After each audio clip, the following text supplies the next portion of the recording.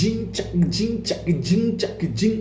யார் இந்த வீட்டுக்குள்ள மிகப்பெரிய ஜிங் சக் அப்படின்னு ஒரு போட்டி வைக்காமலே தேர்ந்தெடுக்கக்கூடிய ஒரு நபர்? நீங்க இன்னொருத்தனை ஜிங் சக்குன்னு சொல்றீங்க. இந்த முன்னாடி நின்று ஒரு அக்கா வந்து பயங்கரமான ஜுவல்லரிஸ் எல்லாம் போட்டுக்கிட்டு ஒரு அக்கா உங்ககிட்ட பேசிட்டு இருக்குல்ல, இந்த ப்ரோமோல 3வது ப்ரோமோல, அந்த அக்காக்கு உலகத்துல மற்றவன் கண்ணில் கிடக்க எல்லாம் தெரியும். சின்ன தூசி முதற்கொண்டு தெரியும், இதே கண்ணில் தூசி இருக்கிறான்னு. அவங்க கண்ணுக்குள்ள ஒரு பெரிய மரக்கட்டையே கிடக்கு. அதை முதல்ல எடுத்துட்டு மற்றவன் தூசி எடுக்கணும்னு நினைக்க மாட்டாங்க. இது வந்துன்னு அப்படின்னு இதுனே அவன் வந்து அப்படி பாரு, அவன் வந்து அப்படி பாரு, இப்படி பாரு.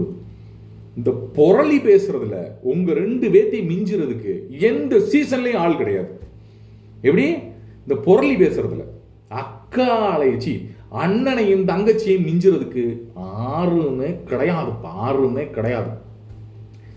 சபரி ஒரு சைடு ஒரு ஆக்டிங் ட்ரை பண்றான். எனக்கு பல ஆட்களை பார்த்த மாதிரி தான் இருக்கு. ஒரு சைடு முத்துக்குமரன், கொஞ்சம் ஆரி, கொஞ்சம் பிரதீப், இதெல்லாம் கலந்த ஒரு கலவையா சபரி தெரிறான்.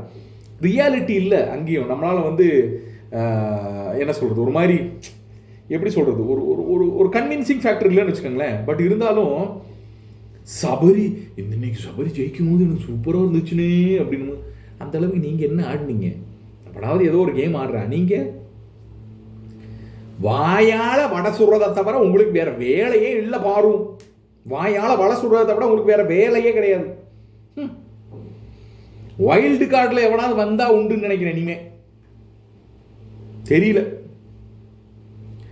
இந்த பொரளி பேசுறதுல வந்து இப்ப கானா வினோத் வந்து உங்களோட சேர்ந்தாரு. அவர் இப்ப நீ என்ன நிலைமையில் இருக்காரு அப்படின்றது தெரியல. இப்ப நீங்க எல்லாம் என்ன ட்ரை பண்றீங்க தெரியுமா? கமருதீன் வந்து இன்னைக்கு வந்து நாமினேஷன் ஃப்ரீ பாஸை ஜெயிச்சிருக்காரு அப்படின்னு நினைக்கிறேன். அப்படிதான் இருக்கும்.